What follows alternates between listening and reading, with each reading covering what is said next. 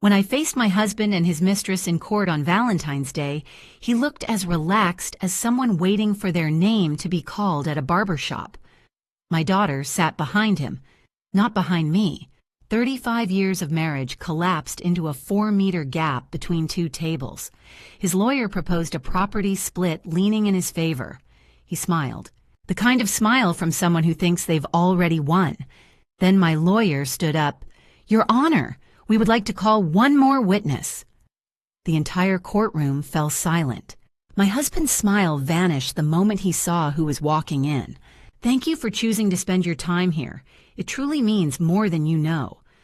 Before we continue, drop a comment and tell me what city or country you're listening from. I read your comments and I love knowing who is walking through these stories with me. This is a fictional narrative crafted to explore complex emotions and choices. While some elements are dramatized, the themes behind it are meaningful and thought-provoking.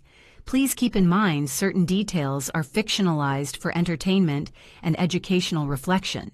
Any similarity to real people or places is entirely coincidental, but the ideas shared here are meant to offer depth and insight. I was sitting 12 feet away from my husband in a Multnomah County courtroom on Valentine's Day. The irony wasn't lost on me. 35 years ago, Thomas had given me roses and a card that said, "Forever." This year, he'd given me a subpoena and a lawyer who kept saying, "settlement," like it was supposed to comfort me. The courtroom smelled like floor wax and recycled air. The fluorescent lights hummed overhead, one of them flickering just enough to make my left eye twitch. Judge Susan Coleman sat at the bench, gray-haired and sharp-eyed, flipping through documents with the kind of efficiency that made you think she'd seen it all. Thomas sat at the defendant's table in a navy suit I'd never seen before. Probably bought it with money I didn't know we had. He looked calm, bored even, like this was an errand he was trying to get through. Behind him in the gallery sat Angela Monroe, 45 years old, honey blonde hair in a sleek ponytail, chin tilted up just enough to let everyone know she thought she belonged there. She'd been sitting in that same spot every day of this trial, watching Thomas like he was a prize she'd already won. A few seats down from Angela was my daughter, Nicole, 32 years old, my only child, the girl I'd rocked to sleep when she had nightmares, the one I'd helped move into her first apartment. She sat with her hands folded in her lap, staring at the floor. She hadn't looked at me once since the trial started. Not once. My lawyer, Jennifer Stone, stood up. She was 54, steel gray hair and the kind of voice that could cut through a room. "Your Honor," she said, "we have one more witness." The room went quiet. I could hear the air conditioning rattling through the vents. I leaned forward.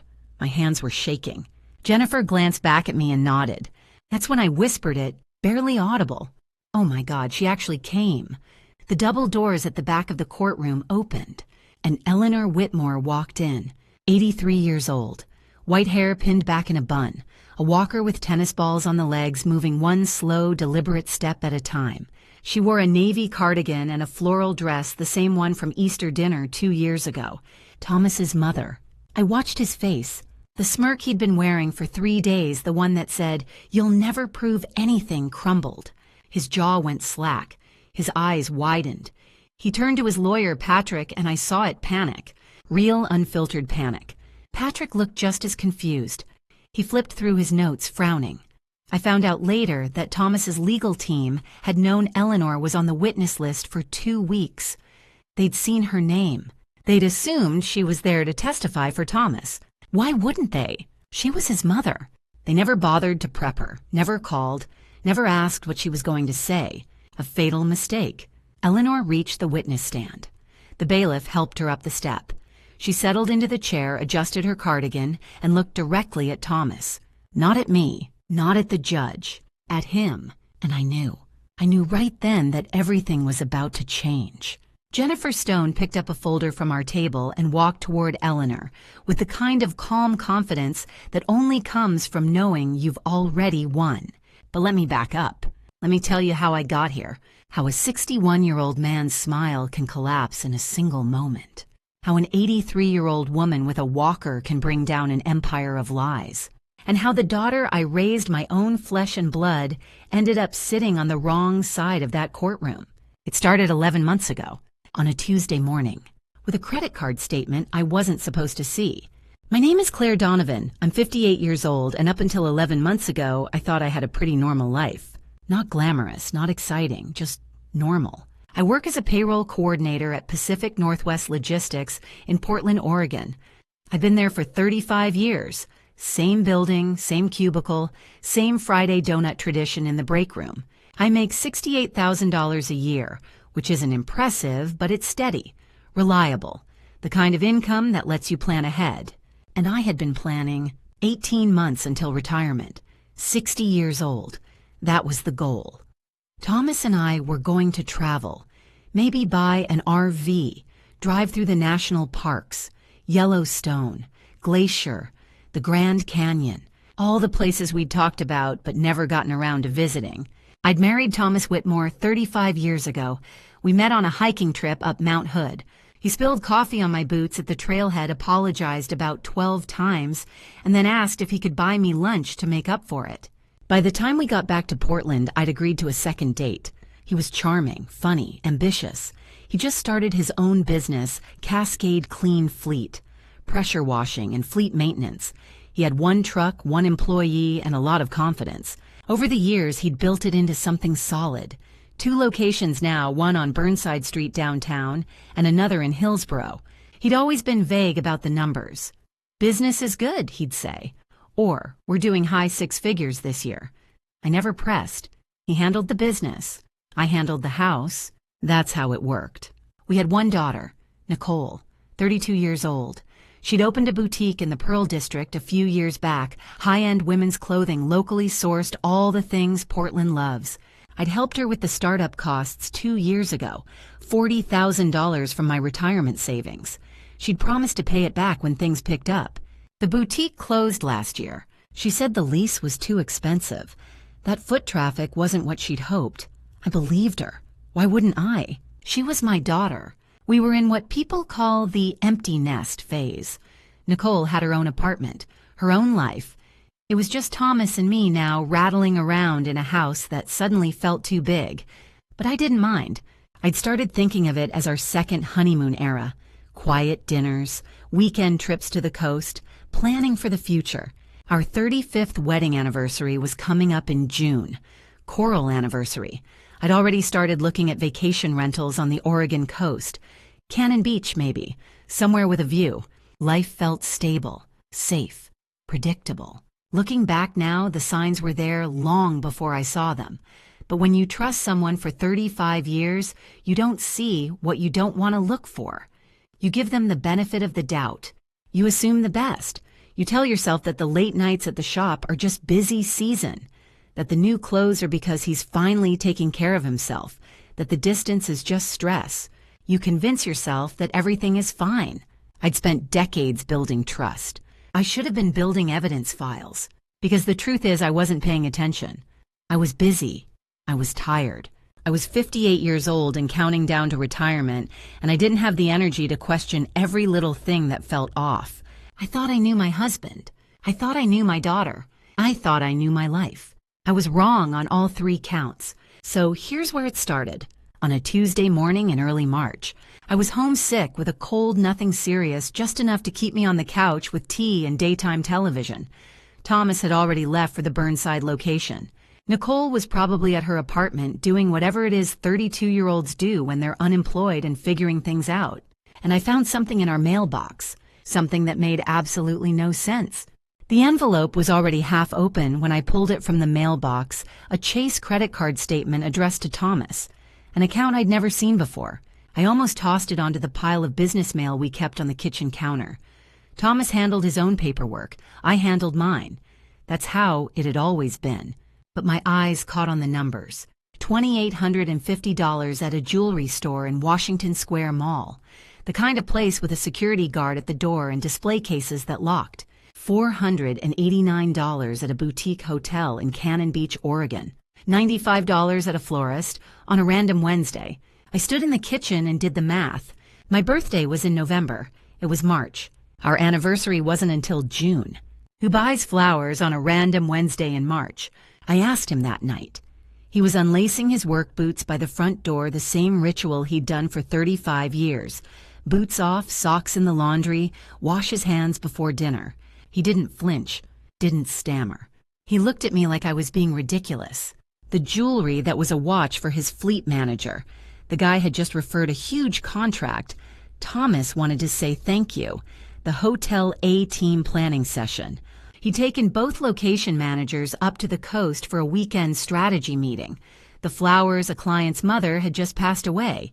He'd sent condolences on behalf of the business. Every answer was smooth, warm, like he'd rehearsed it. He even pulled me close, kissed my forehead. "Babe," he said. "You know I'd never—" He didn't finish the sentence. He didn't have to. When someone you love looks you straight in the eye and tells you you're wrong, you want to believe them. I wanted to believe him. I tried to believe him, but I didn't throw the statement away. Something told me to keep it. Some quiet, stubborn instinct I didn't even know I still had. I slipped it into a Ziploc bag and tucked it into the linen closet behind the bath towels, a place Thomas would never look. I was 58 years old. I needed reading glasses now to see the fine print. My eyesight wasn't what it used to be, but my instincts, those hadn't aged a day. I told myself I was being paranoid, that I was manufacturing problems where there weren't any, that 35 years of marriage should mean something, that trust should count for something. But I couldn't shake the feeling that something was off. The numbers were too clean. The explanations were too perfect. The way he'd looked at me, not defensive, not apologetic, just calm. Like he'd expected the question. Like he'd already prepared the answer. I went to bed that night and lay awake staring at the ceiling. Thomas was asleep beside me, snoring softly, one arm draped over my waist, like nothing had happened. And maybe nothing had. Maybe I was overreacting. Maybe I was just tired, stressed, 58 and counting down to retirement and looking for problems that didn't exist. But I kept thinking about that statement, about the jewelry store, about the hotel, about the flowers on a Wednesday. I didn't tell anyone. Actually, that's not true. I did tell someone, one person I thought I could trust, my daughter. I met Nicole for lunch 3 days later at a cafe in the Pearl District not far from where her boutique used to be. We ordered. She got avocado toast, I got soup, cheaper. I showed her the photo on my phone, the screenshot of the credit card statement. Jewelry, hotel, flowers. Her face didn't change. I couldn't read it. Not shock, not anger, just nothing. She reached across the table and squeezed my hand. "Mom," she said. "Let me look into this. I'll check with Dad," discreetly. Relief flooded through me. My daughter, my ally. 18 hours later, Thomas came home furious. His face was red. The veins in his neck were bulging. He slammed his keys onto the counter and turned on me. "How dare you poison Nicole against me?" Every word I'd said at lunch, he knew it. All of it. Nicole had told him everything. She'd called him from the parking lot of the cafe before she'd even driven away. I texted her later that night. Her response came back within minutes. "Mom, he's my dad. I had to tell him, you're being paranoid." That's when I realized it. I had no one. My sister lived in Phoenix, 2,000 miles away. We talked maybe 3 times a year. My parents had passed in 2019. My friends were really just the wives of Thomas's business associates. My coworkers were polite but distant. I was their supervisor. There's always a line. And Nicole, my only child, 32 years of my life, had picked her father in less than 18 hours. I kept thinking about her as a little girl. How she used to stand at the window waiting for him to come home from work. "Daddy, Daddy." She'd run and leap into his arms. He'd lift her up, spin her around, and she'd giggle like it was the best moment of her day. He was the one who let her have ice cream when I said no, the one who let her stay up past bedtime, the one who bought her the toys she wanted even after I'd said we couldn't afford it. I was the one who made her brush her teeth, made her do her homework, made her clean her room, said no to things. He was fun. I was practical. At 58 years old, I finally understood the dynamic. I'd played parent. He'd played friend. And when a kid has to choose between parent and friend, they pick the friend, every time. But here's the thing. I didn't stop. I kept the statement, added it to the Ziploc bag in the linen closet, and I started paying closer attention. Not to confront him, not to accuse him, just to watch. I started noticing things I'd ignored before. The way he tilted his phone away from me when he texted. The way he took calls in the garage instead of the living room. The way he'd come home smelling like cologne I hadn't bought him. I didn't say anything. I just watched, and I started keeping records. Dates, times, patterns. I wrote them down in a notebook I kept in my car, a cheap spiral-bound thing from the dollar store. Nothing fancy, just facts. March 10th, home late, said he had a supplier meeting, shirt smelled like perfume. March 14th, took a call in the driveway, walked to the end of the block, talked for 20 minutes. March 18th, new credit card statement arrived, different account. More charges I didn't recognize. I photographed everything, every statement, every receipt I found in his truck, every piece of paper that didn't add up, and that Ziploc bag. It started to fill up. I didn't have anyone to talk to, no one to trust, no one who would believe me. But I had evidence. And at 58 years old, working in payroll for 35 years, I knew one thing for certain. Numbers don't lie. People do. That Ziploc bag in the linen closet. It was about to get a lot fuller. It got worse. Much worse. 5 slow months crawled by. March, April, May, June, July, and Thomas didn't stop. He escalated. He started coming home later. 9 o'clock, 10 o'clock, midnight. At the shop, he'd say. Or, supplier meeting in Beaverton ran long. His phone was always face down on the kitchen counter. And here's the detail that made my skin crawl. He started showering immediately when he got home, even if it was 11 o'clock on a Wednesday night. A man who used to fall asleep on the couch watching the Trailblazers was suddenly obsessed with personal hygiene. If cleanliness is next to godliness, Thomas was scrubbing away mortal sins. Then came the financial squeeze. In July, I logged into our Bank of America account on a Monday morning and saw it. $18,500. Transferred out of our joint, checking into a business account I didn't have access to. I asked him about it that night. Equipment upgrade, he said. New pressure washers for the Burnside location. On Saturday, I drove past the Burnside shop. Same old equipment. Same faded decals on the trucks. Same cracked hoses coiled on the racks. Same weathered signage that had been there since 2019. $18,500 in upgrades. Nothing had changed. He also changed the password on our savings account. Just a security update, babe. I'll give you the new one soon. He never did. And the deposits into our joint checking account, they dropped from $4,100 a month to $2,300. My take-home pay after taxes was about $4,100 a month. Our mortgage was $2,180. That left me with $1,920 to cover everything else. Groceries, gas, utilities, insurance. Before we'd had $3,720, now $1,920. I started bringing leftovers from Sunday dinner to work for the whole week. Monday pot roast, Tuesday pot roast, Wednesday pot roast, Thursday pot roast. Linda Parker from accounting noticed on Thursday. Same pot roast 4 days straight. Practicing mindful spending, I said. She didn't laugh. Neither did I. In May, Thomas's mother Eleanor had a stroke. A mild one, the hospital said. She was 83. I got the call at work and drove straight there. She was awake, lucid, but shaken. Warning stroke, the doctor told me. She needs to take it easy, monitor her closely. Thomas didn't visit, not once. Too busy with contracts, he said. So I went. Every other day for 3 weeks. I brought her meals, helped her with her physical therapy exercises, made sure she was taking her medications. One afternoon, she grabbed my hand while I was adjusting her pillows. "You're a good daughter," she said. "Daughter-in-law," I corrected gently. She squeezed tighter. "No," she said. "Daughter." I thought it was the stroke talking, some residual confusion, a misfire in her brain. Looking back now, Eleanor saw what I didn't see yet. She saw the truth, that her son had stopped being my husband long before I'd stopped being his wife, and she'd already chosen a side. By late June, I was exhausted. 58 years old, 18 months from retirement, eating 4-day-old pot roast and watching my husband lie to my face every single night. I kept the notebook in my car. I kept the Ziploc bag in the linen closet. I kept photographing statements and receipts and anything that didn't add up. I didn't know what I was building toward. I just knew I couldn't stop. Because the alternative, believing him, trusting him, letting it go, felt like surrendering. And I wasn't ready to surrender. Not yet. I kept thinking about what Linda had said, about the pot roast. She hadn't been judging me. She'd been worried. And that's when I realized I wasn't just angry anymore. I was scared. Scared that I was 58 years old and suddenly didn't recognize my own life. Scared that the man I'd married 35 years ago had become a stranger. Scared that my daughter had picked his side without even asking mine.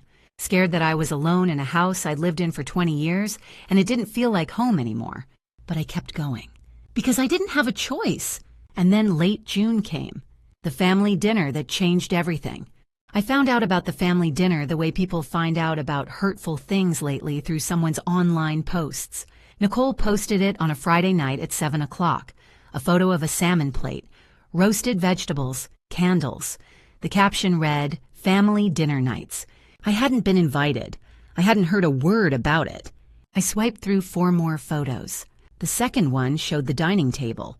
Thomas at the head, Nicole beside him, Eleanor across from them. She'd just gotten out of the hospital, and a woman I didn't know. Dark hair pulled back, a sundress, laughing, looking comfortable, like she was in her own home. The next one was a short video clip, Eleanor serving food to this woman, like an insider, like she belonged. Another photo, the group on the balcony, the woman's hand resting casually on Thomas's shoulder. Familiar, intimate. I saved all of them. My hands were shaking. I tried a reverse image search. Nothing. But the body language told a story I didn't need to translate. The comments section included reactions from Thomas's business partners. People I knew. People who'd been to our house for barbecues. People who'd sent Christmas cards. Public, open, official. I was being erased in real time, one reaction at a time. I pulled up my texts with Eleanor. 2 days earlier, I'd sent her a message. Feeling better. Need me to bring anything?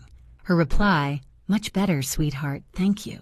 No mention of a dinner, no wish you could join us, nothing. I sat there on my couch in the dark staring at my phone trying to make sense of it. Then I remembered something. The payment app. I barely used it, but Thomas did, and his transactions were set to public. I opened the app, scrolled through his payment history, and there it was. Multiple payments to someone named A. Monroe. $400. $750, $600, $1,200, $8,400 total. The descriptions. Lunch. Thank you. I still didn't know who A. Monroe was, but I printed the screenshots anyway, added them to the Ziploc bag. The bag now held the original credit card statement, the payment app screenshots, the online photos. At 58 years old, I'd been replaced at my own family's dinner table. The mother-in-law I'd visited every other day in the hospital had served my replacement without saying a word to me. And my husband of 35 years, had paid this person $8,400 over the course of several months and captioned it, "Thank you." I didn't cry. I didn't scream. I didn't call anyone. I just sat there in the dark holding my phone staring at a photo of a woman I'd never met sitting in the seat that used to be mine. And I realized something. This wasn't just an affair. This was a replacement. He wasn't sneaking around. He was auditioning, testing the waters, seeing if she fit into the life he wanted, the life I was no longer part of. And apparently she did. Because Eleanor, 83-year-old Eleanor, who'd called me her daughter just weeks earlier, had welcomed her, served her dinner, smiled at her. I thought about the hospital visits, the meals I'd brought, the physical therapy exercises, the medications I'd helped her organize, and I thought none of it mattered. When it came down to it, blood won. Thomas was her son, and I was just the woman her son didn't want anymore. I added the screenshots to the Ziploc bag, tucked it back into the linen closet, and went to bed. I didn't confront Thomas. Didn't mention the dinner, didn't bring up the online posts or the payment records or the woman whose name I still didn't know. I just waited, because I knew now this wasn't going to end quietly. 3 months later, in early October, Thomas filed for divorce. He filed first. The divorce papers arrived on a Thursday morning in October via certified mail. I had to sign for them. Thomas wasn't home. Early meeting, the text had said. I sat at the kitchen table and read them. He was asking for a 65-35 split in his favor. The business valuation Cascade Clean Fleet was worth a total of $240,000. I knew from dinner table conversations over the years that the revenue was much higher, but the exact numbers were his, not mine. The house we'd bought in 1991 for $185,000 was now worth $480,000, but it was listed in the filing at $315,000. Then I got to the line that broke something inside me. Claire Donovan contributed minimally to the growth and maintenance of marital assets throughout the 35 years of marriage. Minimally. 35 years of managing the household, paying the bills, keeping life running while he built his career, raising our daughter, cooking dinners, organizing holidays, visiting his mother in the hospital while he was too busy. Minimal. There was a note from his lawyer at the bottom. Accept this settlement or litigation will consume what assets remain. Translation. Take these crumbs or I'll bury you in legal fees. I drove to a cafe on Powell Boulevard, parked in the back corner of the lot, turned off the engine of my Honda Accord, and I cried for 35 minutes. Not pretty crying, not the kind you see in movies where a single tear rolls down a perfectly composed face. Ugly crying, face distorting, gasping for air, can't catch your breath crying. I was 58 years old. I had $4,800 in my personal account, no local family, no friends Nicole had insured that over the years pulling me away from anyone who wasn't connected to Thomas's business. My daughter had picked her father. My mother-in-law was silent. 18 more months until I was eligible for retirement. And my husband had just declared legally and in writing that I was nearly worthless. I thought about calling my sister in Phoenix, but I couldn't afford to be another mouth to feed. Not hers. Not anyone's. I could barely feed myself. My recent mammogram had come back clear, but I was exhausted all the time. There were mornings I could barely get out of bed, not because I was sick, because I was defeated. That's not depression. That's defeat. There's a difference. At 58, I was too old to start over, but too young to give up. That combination is its own kind of hell. I thought about what my options were. Accept the settlement. Walk away with whatever scraps he was willing to throw me. Live on $4,800 and hope I could make it 18 more months to retirement without losing my job or my mind. Or fight. Hire a lawyer I couldn't afford. Drag this out for months, maybe years. Watch my savings disappear into legal fees while Thomas used his business accounts to fund his side. He had the money. He had the time. He had Nicole on his side backing up whatever story he wanted to tell. I had a Ziploc bag in a linen closet and a notebook in my car. That was it. I sat in that parking lot for over an hour, staring at the steering wheel, watching people walk in and out of the cafe, normal people, people whose lives hadn't imploded. And I thought, this is it. This is rock bottom. 58 years old, 35 years of marriage, and I'm sitting in a parking lot crying in a 14-year-old Honda because my husband just told a judge I contributed nothing. I didn't know what to do. I didn't know where to go. I just knew I couldn't go home. The next morning I did something I can't fully explain. During my lunch break, I went to the library. I didn't know why. I just needed somewhere quiet that wasn't home. Multnomah County Library was downtown 6 blocks from my office. I walked there in the drizzle, the kind of flat gray that defines Portland in October. I didn't have a plan. I just needed somewhere quiet that wasn't home. I wandered into the self-help section. I don't know why. Maybe because I needed help. Maybe because I didn't know where else to go. I pulled a book off the shelf. Financial Recovery After Divorce. I opened the cover, and something fell out. A business card. The corners were worn like someone had carried it around for a while. I picked it up. The back was written on in blue ink. She deserved better. Call her. I flipped it over. Jennifer Stone Attorney. Family Law and Asset Recovery. Office address on Morrison Street. Phone number at the bottom. I stood there for a long time. The fluorescent lights hummed overhead. Someone sneezed 3 aisles away. Rain tapped against the windows. I thought about walking out, putting the card back, forgetting I'd ever seen it. I thought about accepting the 65-35 split and being done with it. I thought about lawyer costs, about the $4,800 I had, about how far that wouldn't go. And then I thought about the words on the back of the card. She deserved better. Whoever had left this card, whoever had written those words, believed that someone somewhere deserved to be fought for. Maybe that someone was me. I pulled out my phone, right there in the library stacks, and I called. Before I could stop myself, it went to voicemail, a professional but warm voice. You've reached Jennifer Stone.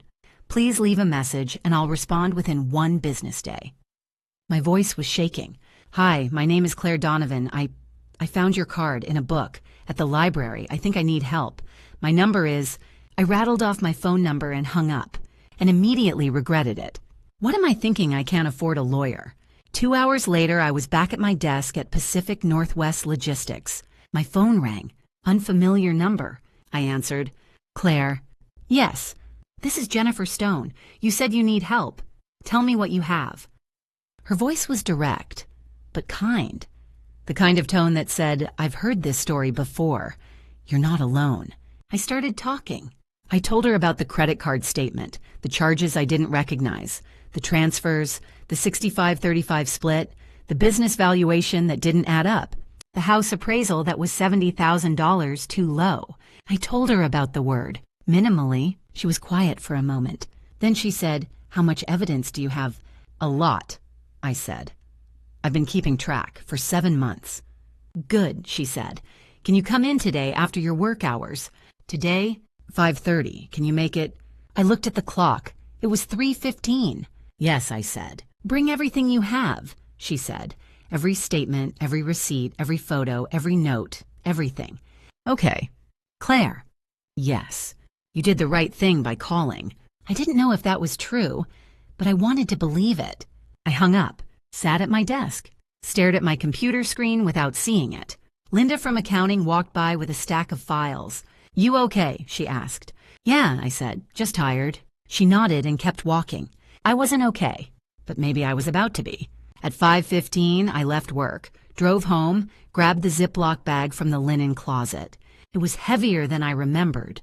7 months of evidence, statements, photos, receipts, notes, patterns, numbers that didn't add up, everything. I held it in my hands and thought, this is it. Either this works or I lose everything. I got in my car, drove to Morrison Street, parked outside a small office building with a faded awning, and I brought the Ziploc bag with me. Everything I'd collected for 7 months. It felt like bringing evidence to the autopsy of my own life. Jennifer Stone's office was on the 2nd floor of a narrow brick building on Morrison Street, right above a cafe that made the stairwell smell permanently of roasted hazelnuts and burnt espresso. I climbed the stairs at 5:45. Same day, I'd rushed to finish my afternoon work so I could leave 10 minutes early. The door was frosted glass, simple black lettering. The waiting room was small and empty. The reception desk was unmanned. A bell sat on the counter with a handwritten note, "Ring for assistance." Before I could ring it, the inner door opened. Claire. Yes. Come on in, I'm Jennifer. She was maybe 54, 55, built like a softball player, moved with the kind of quick energy that made you feel like things were about to get done. Short graying hair, reading glasses on a beaded chain, a handshake firm enough to make you believe everything would be handled.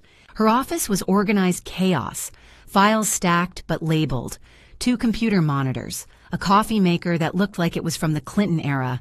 On the wall behind her desk, a framed embroidery that read, "Assets don't just disappear." Next to it, a photo of 2 cats. "That's Brief and Case," she said. "My associates." I almost smiled. She poured me coffee in a chipped mug that said, "World's okayest lawyer." It was stale and bitter. I drank it anyway.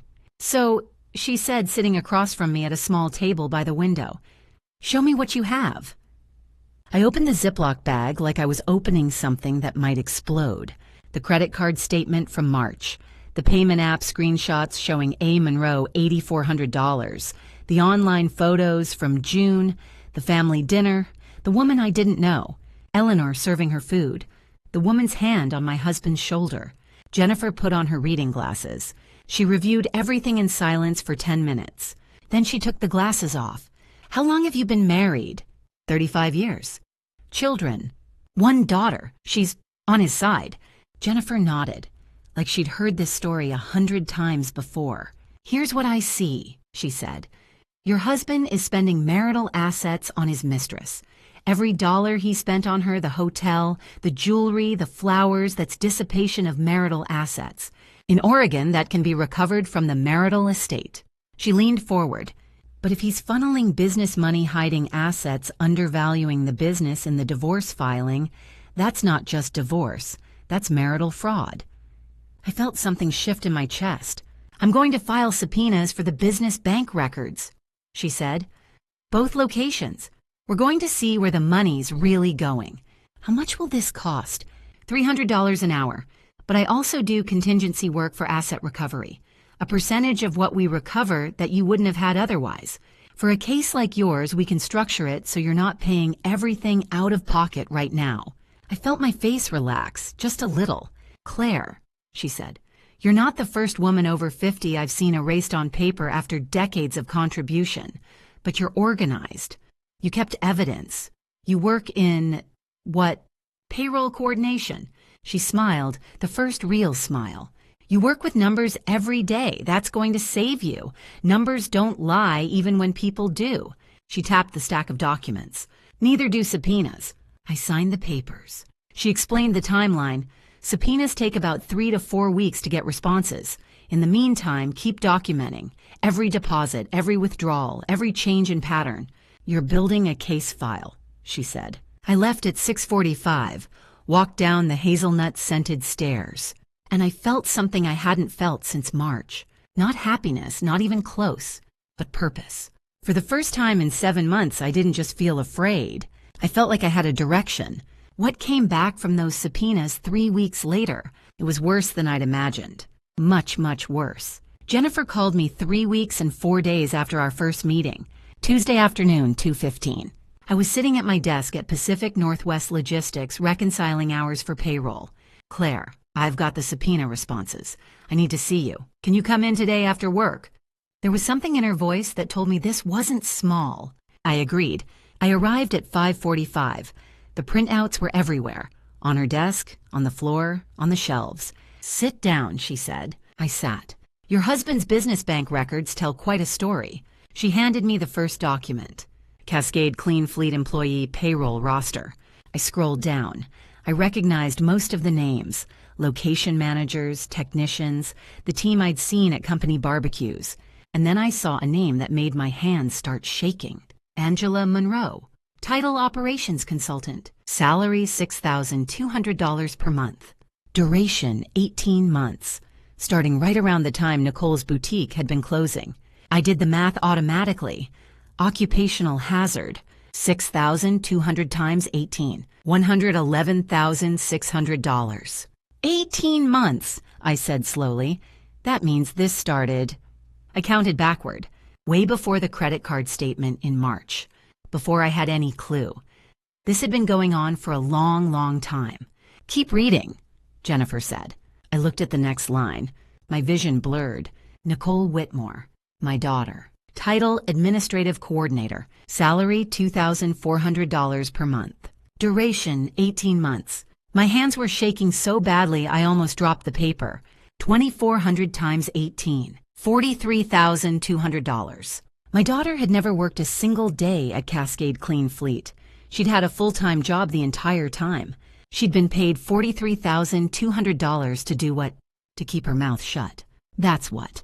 Thomas had bought our daughter's silence for $2,400 a month, nearly half of what she'd lost when her boutique failed.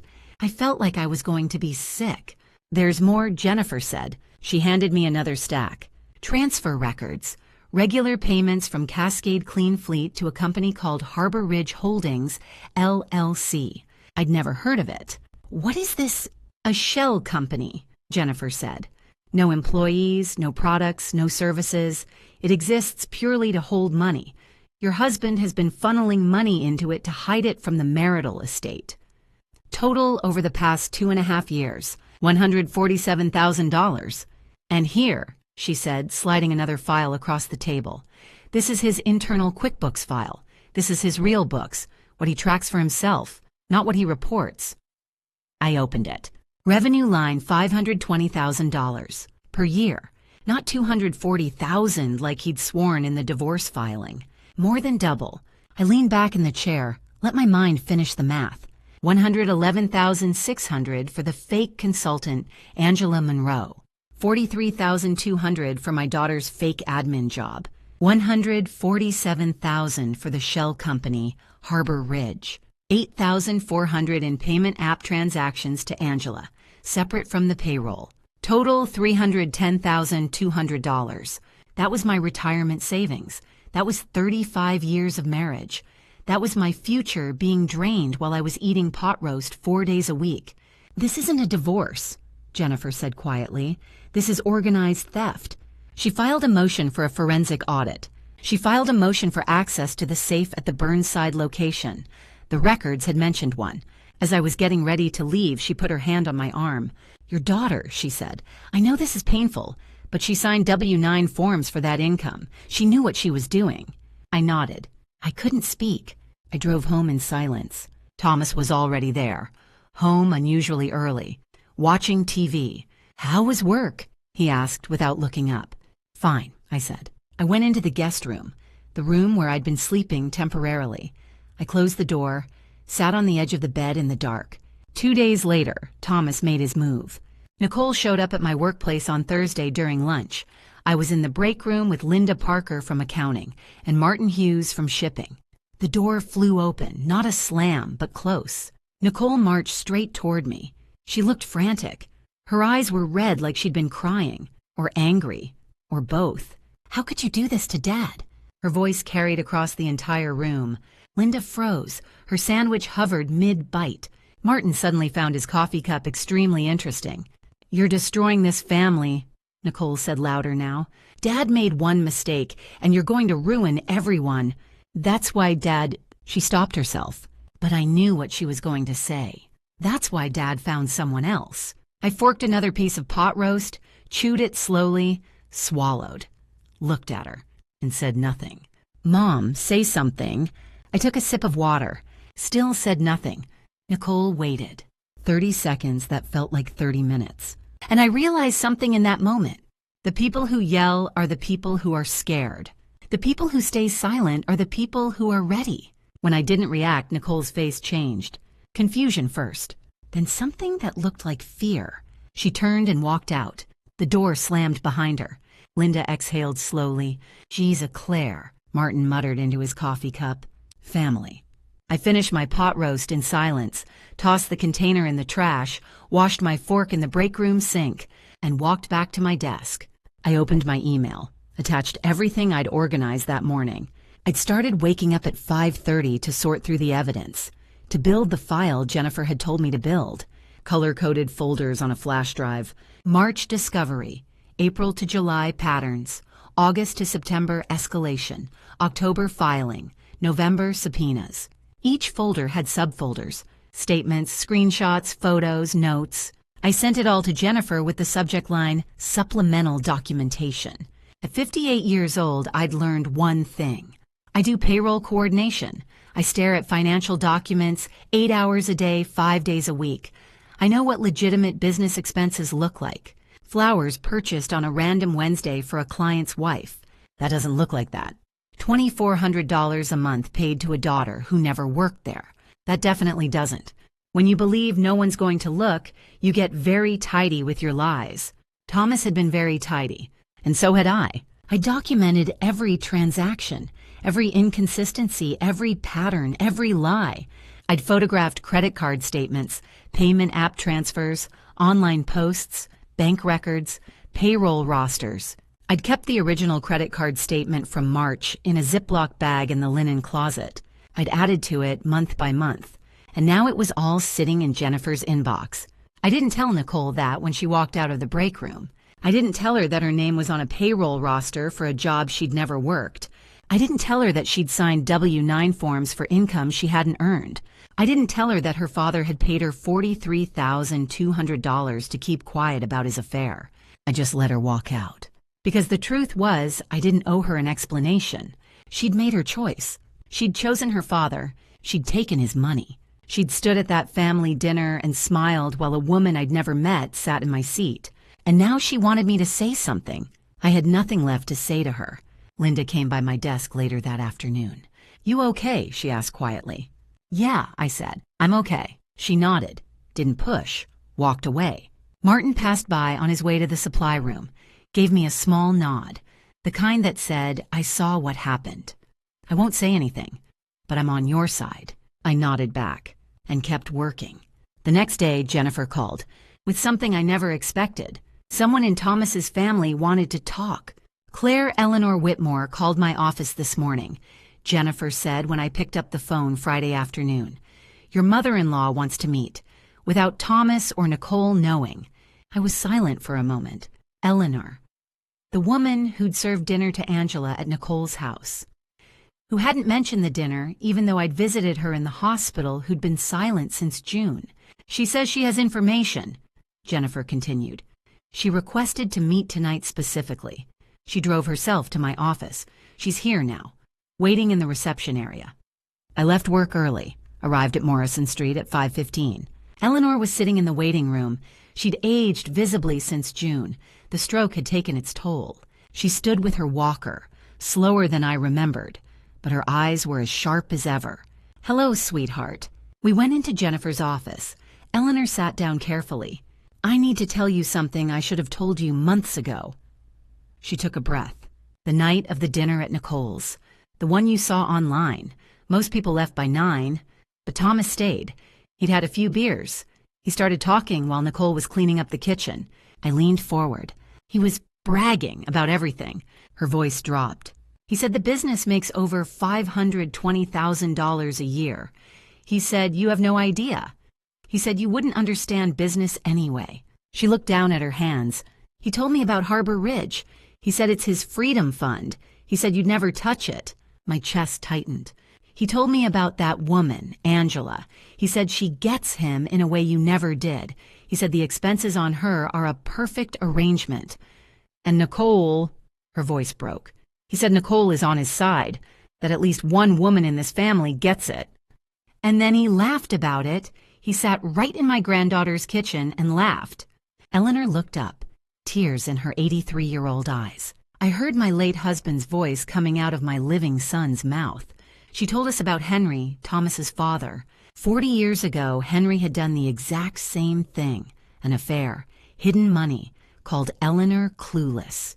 When Henry passed 7 years later, Eleanor discovered that everything had been transferred to Thomas. The business, the house mortgaged down to nothing, the secret accounts drained. She'd been left with nothing at 55. I spent my 50s rebuilding from zero, she said. Rental apartments, receptionist at a vet clinic. I bought my first car at 54, a used sedan with over 87,000 miles on it. When I heard my son say the exact words my father said to me, she wiped her eyes. I couldn't stay silent this time. I won't watch it happen to you. Jennifer spoke gently. Mrs. Whitmore, you said you have information. Eleanor nodded. Thomas keeps a safe at the Burnside location, in the back office, behind the filing cabinet. He doesn't think anyone knows the code. But I do. I worked that shop for 20 years before Henry died. I know how both their minds work. She wrote the numbers on a piece of paper. 3, 15, 7, 22. Thomas's high school football jersey was number 3. My birthday is July 15th. Henry and I were married on the 22nd. They used the same patterns over and over. What's in the safe? A backup hard drive. Henry kept one too. That's how I found out about his affair after he passed. Thomas does the same thing. The real QuickBooks files going back years. Every transfer. Every payment, everything. Jennifer was taking notes. Mrs. Whitmore, would you be willing to testify about what Thomas said that night? Eleanor looked at me. Claire took care of me after my stroke. She visited me every other day. She brought me meals. She made sure I took my medications on time. My son didn't come once, not once. She turned to Jennifer. Yes, I'll testify. I'm 83 years old. I don't have many years left. I won't die letting my son become a copy of his father. We talked for another hour. Jennifer explained that she'd file a motion for access to digital assets at the business location, a legal procedure, standard in discovery. Eleanor's code would show us where to look. Jennifer would add Eleanor to the witness list. When Thomas's lawyers saw the name E. Whitmore on the list, they'd assume she was testifying for him. Family is family right. They wouldn't call her to prepare. A fatal mistake. But Eleanor wasn't done. She leaned forward. There's one more thing you need to know. In the safe, Eleanor continued, there's also cash and old business receipts. But the hard drive is what you need. Thomas updates it every quarter. Backs everything up there in case the computer crashes. Jennifer filed the discovery motion the following week. All business financial records, including digital assets from the Burnside location. Standard language in divorces involving businesses. The court approved it within 5 days. But getting into the safe took until December. The sheriff coordinated with the forensic accountant Jennifer had hired. A gray, cold December morning. I watched from a parking lot across the street. The sheriff's car parked in front of the Burnside location. Thomas's truck was already there. I sat in my Honda, coffee gone cold in the cup holder, couldn't look away. The sheriff and the forensic accountant, a woman named Dr. Patricia Reynolds, went inside. They came out 40 minutes later, carrying evidence boxes. One box looked like it still had the metal safe door attached to it. Thomas walked out behind them, on his phone, his face red even from across the street. Jennifer called that afternoon. "We've got the hard drive. Dr. Reynolds is analyzing it. Preliminary report in 10 days. Those 10 days felt like 10 years. Thomas and I were still living in the same house. Oregon law. Neither party can force the other out before final judgment. To protect property interests. We lived like ghosts, passed each other in the hallway without speaking. I slept in the guest room, door locked. He slept in the old bedroom, or didn't sleep. I didn't know. Sometimes I heard him pacing at 2 in the morning. I'd lie there in the dark, listening to his footsteps overhead, thinking he knows something's wrong, doesn't know what, but he feels it. It was the hardest performance of my life, knowing everything, showing nothing. Mid-December, Jennifer called. "The report's ready. Can you come in?" I came in after work. The forensic report was 63 pages long. Jennifer had marked the key sections. Actual annual revenue, averaging over $520,000 for 4 years. Transfers to Harbor Ridge, $147,000 total. Angela Monroe payroll, $111,600. Nicole Whitmore payroll, $43,200. Internal spreadsheets where Thomas had tracked every fraudulent transaction himself. And then Jennifer showed me an email. Thomas had sent it from his work account to his personal account. Subject line retirement roadmap, dated June 15th. Claire's retirement fund will be drained by June. She won't realize until it's too late. File for divorce early October. 65-35 split is enough to start over with A. I read that email 3 times. She won't realize until it's too late. Start over with A. Jennifer spoke quietly. He documented his own fraud. When someone believes absolutely that no one's going to look, they get very tidy. They leave trails. The judge assigned to our case was Susan Coleman, known in Oregon family court for thorough questioning and zero tolerance for financial hiding. Trial date set, February 14th, Valentine's Day. Jennifer thought Judge Coleman had chosen the date deliberately, a bit of justice irony. From December through the end of January, I lived in that house with Thomas like strangers in a waiting room.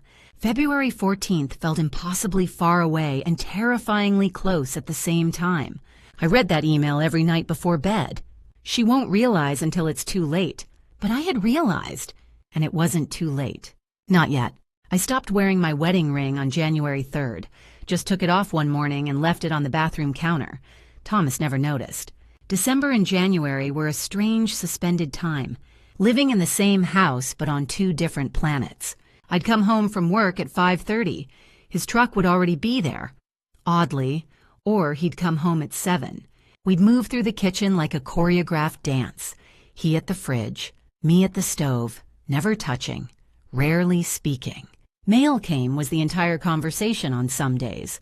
I kept organizing evidence, 5:30 every morning, sitting in the guest room with my laptop and the flash drive plugged in, cross-referencing dates, marking inconsistencies, building the timeline. 35 years of payroll coordination had taught me one thing. Numbers eventually tell the truth.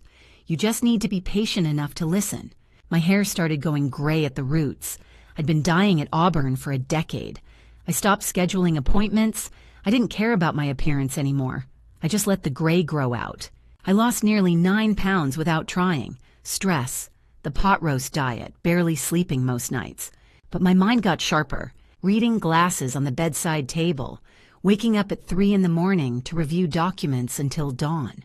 Jennifer sent trial prep documents, what to expect in the courtroom, how to behave on the witness stand if I was called. Don't show emotion, she'd written.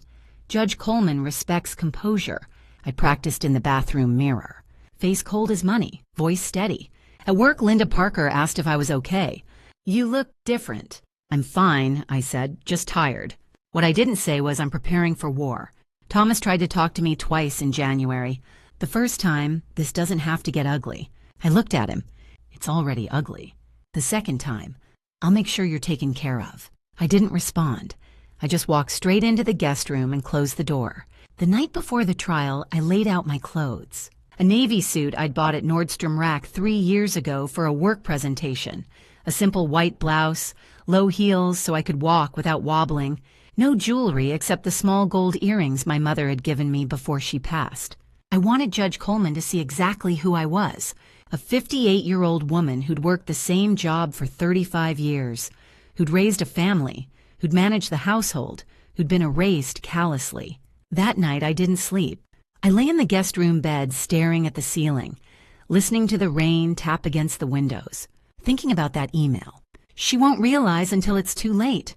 I thought about all the times Thomas had underestimated me, all the times he'd assumed I wasn't paying attention, all the times he'd believed I didn't understand. I thought about the credit card statement from March, the one I'd almost thrown away, the one that had started everything. I thought about the Ziploc bag in the linen closet, how it had grown heavier month by month. I thought about Eleanor, 83 years old, driving herself to Jennifer's office, telling me about Henry, telling me about the safe. I thought about the email Thomas had written to himself. Start over with A. I thought about Nicole, my daughter, sitting in that courtroom tomorrow, on his side. And I thought I didn't ask for this. I didn't want this, but I'm ready. At 4:30 in the morning, I got up, made coffee, sat at the kitchen table in the dark. Thomas's footsteps overhead. He was awake too. I wondered if he was scared. I wondered if he knew what was coming. At 6, I showered, put on the navy suit, the white blouse, the low heels, the gold earrings, looked at myself in the mirror. I looked older, grayer, thinner, but I looked ready.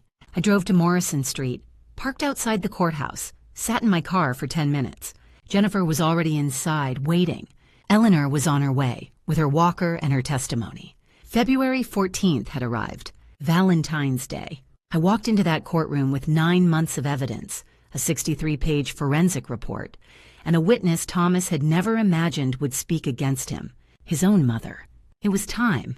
The security checkpoint at the Multnomah County Courthouse smelled like burnt coffee and floor wax. I stood behind a man arguing about his belt buckle while a deputy waved a metal detector over his shoes. Jennifer stood beside me with her trial bag. Thomas was already upstairs. We took the elevator to the 3rd floor. Judge Susan Coleman's courtroom was smaller than I expected. 20 rows of benches, fluorescent lights humming overhead. The judge sat at the front in her black robe reading documents. She was in her 60s with steel gray hair pulled into a tight bun. Thomas sat at the table on the right. His lawyer, Richard Kern, sat beside him in a charcoal suit. Thomas wore his navy suit. His hands were folded on the table. Calm. Composed. Angela Monroe sat 3 rows behind him in a cream dress. Nicole sat 5 rows back on the same side. She did not look at me. Eleanor sat behind me. I heard the soft scrape of her walker on the tile floor. Jennifer and I sat at the left table. She opened her trial bag and pulled out the binder. Exhibit 1 through 17, the credit card statement, the Venmo screenshots, the Instagram photos, the forensic report, the email. Kern stood first. He called this a straightforward dissolution. 35 years, irreconcilable differences. His client proposed a 65-35 split favoring Mr. Whitmore due to his role as primary income earner. He suggested the court expedite the final judgment. The judge nodded but did not speak. Jennifer stood. She laid out the evidence like setting a dinner table. Harbor Ridge Holdings, LLC, $147,000 transferred over 2.5 years. No employees. No services. A shell company to hide marital assets. Angela Monroe, operations consultant, $6,200 per month for 18 months. Total $111,600. Nicole Whitmore, Administrative coordinator, $2,400 per month for 18 months. Total $43,200. Never worked a day at Cascade Clean Fleet. The hard drive seized from the safe at Burnside. Forensic analysis by Dr. Patricia Reynolds. Internal QuickBooks showing actual annual revenue exceeding $520,000, not $240,000 as sworn in the filing. The email. Retirement roadmap. Dated June 15th. The line about draining retirement funds. The line about Claire not realizing until too late. The line about filing in October for a 65-35 split. Kern objected. He questioned the admissibility of the hard drive evidence. Judge Coleman looked at him over her glasses. The hard drive was seized under a valid court order. The forensic accountant is certified. Objection overruled. Kern asked for a recess. The judge said no. We are hearing the rest of this now. Jennifer called Eleanor Whitmore to the stand. The courtroom went quiet. Eleanor walked slowly with her walker. The deputy helped her sit. She placed both hands on the rail and looked at the judge. Jennifer asked her to describe the dinner at Nicole's home in late June. Eleanor spoke clearly. Thomas stayed late, drank beer, talked about business, said the company brought in over $520,000 a year, said Harbor Ridge was a fund Claire could not touch, said Angela and Nicole were on his side, said one woman in the family still had sense. Jennifer asked if there was anything else. Eleanor said yes. My husband Henry did the same thing 40 years ago. Affair, hidden money, I lost the house, I lost the accounts. My son watched it happen, and now he has done the same thing to the woman who took care of me after my stroke. Kern had no questions. Judge Coleman looked at Kern. Do you have any witnesses? Kern stood. He called Nicole Whitmore to the stand. If you're still here, comment any number from 1 to 6 below so I know you're standing with me. And tell me if you were in that courtroom, would you stay silent and wait, or speak up before everything collapsed? What happened next changed everything. And just a quick note, the next part includes some dramatized and fictional elements for storytelling depth. Some details may not reflect real events. If this style isn't for you, you can step away here. Otherwise, let's continue. Nicole would not look at me when she took the oath. Her eyes stayed on Kern, on the judge, anywhere but me. Kern asked her to describe her father as a businessman. Her voice shook. Hard-working. Honest. He asked about the payroll arrangement. She said she did consulting work, administrative coordination, legitimate. The lie came smooth, but her hands gripped the rail. Kern asked how she would describe my understanding of business.